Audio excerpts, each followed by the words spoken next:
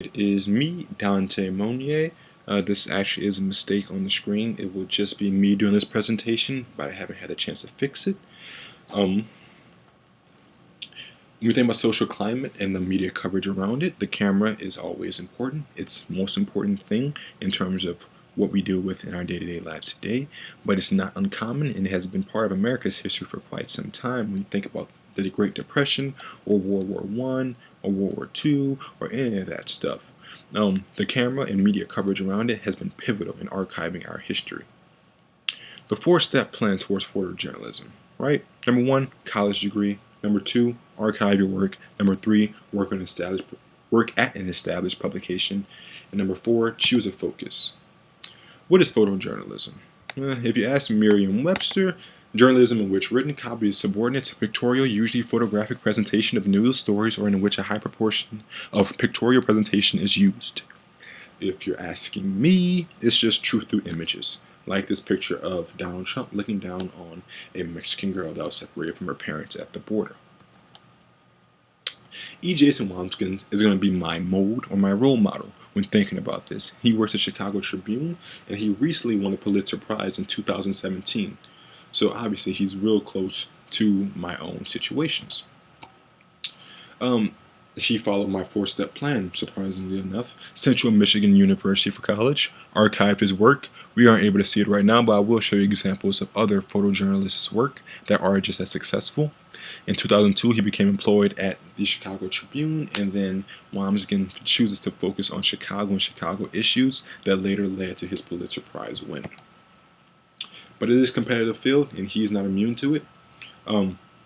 There are a lot of career options. There are not a lot of career options for photojournalists, and it's actually a 4-degree growth over the next 4 years. However, that's lower than the national average. So there's a lot of competition. But how can we use this example? One, get your diploma.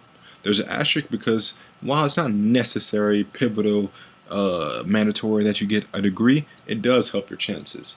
It does help your chances of trying to get a job, right? Archive and save your work. Now, like I said, I can't show you Wambsgans' portfolio, but this is actually Jacqueline Martin, and she has an amazing portfolio that's made online, right? She's staying prevalent with what's going on today. She understands that she needs to have a online presence to her work, and that most of her work is going to be seen through social media platforms like that.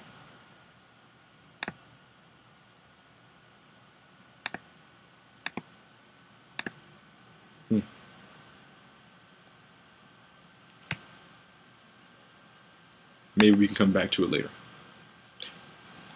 Get a job. The New York Times, Detroit Free Press, Los Angeles Times, Chicago Sun-Times are some of the highest earners in terms of number of wins in the Pulitzer Prize category for photojournalism. But the Associated Press has them all beat with almost double of what any of these individual newspaper publications have won. So they're pretty top-notch stuff. And hone in. If you search E. Jason and Wambsgans, look at all his work. It's right there. And even though there's different images, there's a commonality between all of them. He has a focus in what he wants to cover. Materials needed: camera, lens. I suggest a zoom lens so that you can see far, zoom out, zoom in, whatever you need. Other three things would be strobe light. You never know what type of lighting you're working with. An onboard mic. You might want to capture the video instead of that photo because the video might be better than the photo. And then batteries, memory card, and cleaning equipment, simple stuff.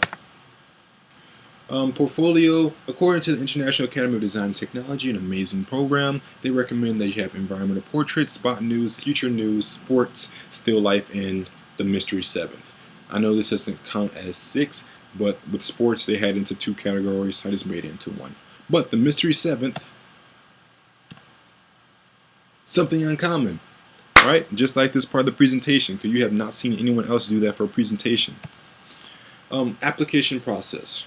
I suggest working for free. If you're an intern at a program, at an institution or establishment, they already know you. You have a higher chance of getting in, and people always want free labor. Apply to multiple publications. Obviously, there's going to be a bunch of people applying, so it's a competitive field. But like I said, if you look at slide 10 and 14, don't worry, I'm not going to flip back for you.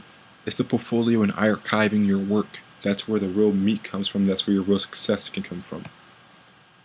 In conclusion, the field of photojournalism is ever-changing and constantly evolving. My text is gone for some reason. The field of photojournalism is ever-changing and constantly evolving. While there's no real way of staying up to date with it and systematically succeeding in the field, hone in on your work. Keep practicing and do what you can. Do what you do have control over, like the 4-step plan. And just because we have a little extra time compared to my first video that was 9.5 minutes long, I am going to try to play this video because I do think it's important to see what a portfolio looks like, a professional portfolio and a successful portfolio.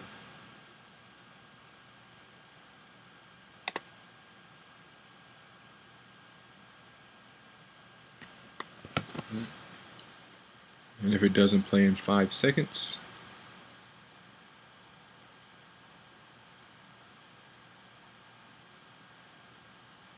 alright, well, I tried, but thank you so much for listening. This has been a presentation about photojournalism, the power of it, and how to get there.